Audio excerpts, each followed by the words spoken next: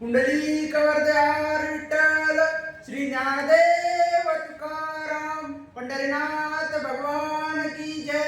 जगद्गुरु तुकाराम महाराज की जय। सब साधु संतन की जय। भारत माता की जय। तर आज काय आहे? आषाढी एकादशी।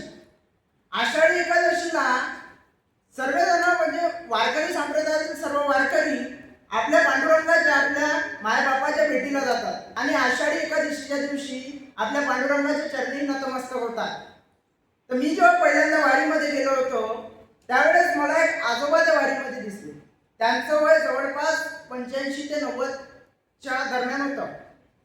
मी त्यांना म्हटलं, आजोबा तुमचं एवढं वय, तुमचे आराम करण्याचे दिवस आहे, तुम्ही वारीमध्ये काय करत आहे? तर त्यांनी मला सांगितलं की हे वारीमध्ये फक्त वारी नव्हे तर वारीमध्ये आत्मज्ञानासाठी आहे। जर तुम्हाला माणसाचा माणूस ओळखायचा असेल तर तुम्ही हे वारी केली पाहिजे। जर तुम्हाला माणसाची माणुसकी ओळखायची असेल तर तुम्ही वारीमध्ये गेले पाहिजे।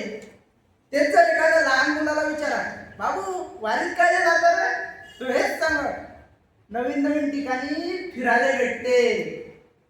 कुठेही अधूनमधून कार्यक्रम असला तर तिथं नवीन नवीन जेवायला भेटते आणि इकडून तिकडून जर मदत पुढेचा वाटप झाला तर इकडल्या खिशात एक आणि इकडल्या खिशात दोन भरायला भेटते। याचा अर्थ हा नाही की त्या लहान मुलाला ते वारी समजत नाही। याचा अर्थ हा होतो की तो लहान मुलगा वारीमध्ये सुद्धा आपला आनंद शोधत असतो। हे आपल्या पांडुरंगाची वारी आहे। आपल्याला सांगितलं आहे की माझे माहेर पंढरी आहे भीमरेच्या तिरी, बाप आणि आई माझे विठ्ठल रखुमाई। जेव्हा पुंडलिक जेव्हा आई वडिलांची सेवा करत होते त्यावेळेस त्यांना कृष्ण भेटायला आले। त्यावेळेस ते आपल्या आई वडिलांची सेवा न सोडता कृष्णाला भेटायला गेले नाही। म्हणजे यामध्ये आपल्याला काय सांगितलं आहे की बाप आणि आई माझे विठ्ठल रखुमाई। तुम्ही आई बाबाची सेवा करणार तर पांडुरंगाची सेवा आपोआप होऊन जाईल। तर आषाढी एकादशीला कोणी कोणी उपवास ठेवला? तर आषाढी एकादशीचा उपवास आधी सर्वच जण ठेवत होते, पण आता जनरेशन पलटलेली आहे। आता उपवास ठेवलाय तर उपवासामध्ये काय असते? काय बा उपवास आहे? उपवासामध्ये काय? काही नाही म्हणे, अर्धा किलो उसळ आहे, 1 डझन केळा आहे आणि अर्धा किलो काही खजूर। अजून काय पाहिजे पोटाले? हा कोणता उपवास आहे? आधीचे उपवास होते निरंकार उपवास, फक्त पाण्यावर चालायचा। मग यामध्ये आपल्याला काय समजते की आताचे लोक जे आहे आपल्या प्राण प्रतिष्ठा पैशाच्या मागे लागलेले आहे। आपला आनंद हरून गेलेला आहे, तर तो आनंद आपल्याला पांडुरंगाच्या वारीमध्ये पाहायला मिळतो।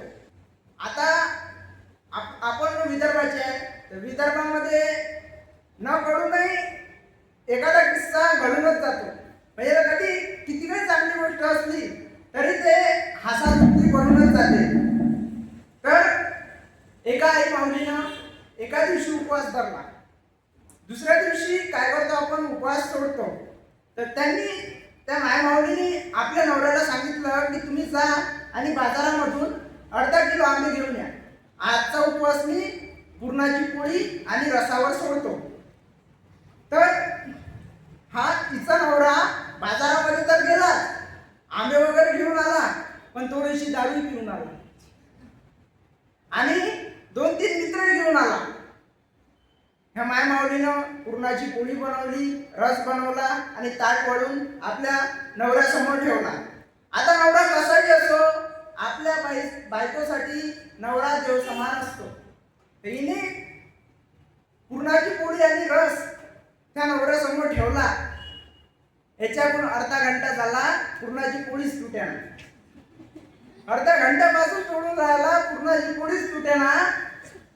यानं ताट उचललं आणि बायको समोर नेलं। अशी शिकवली काय म्हणते त्या बापानं पोळी? हा अर्ध्या घंट्यापासून काय करून राहिला मी तुम्हाला सांगतो। याची टोपी रसात पडलेली होती, अर्ध्या घंट्यापासून टोपीच तोडून राहिला। सांगा कशी? असे विदर्भाचे किस्से असते जे न कळत घडून जाते. रोजचं आपलं दैनंदिन काम सुरूच आहे, पण आपला आनंद हरून गेलेला आहे.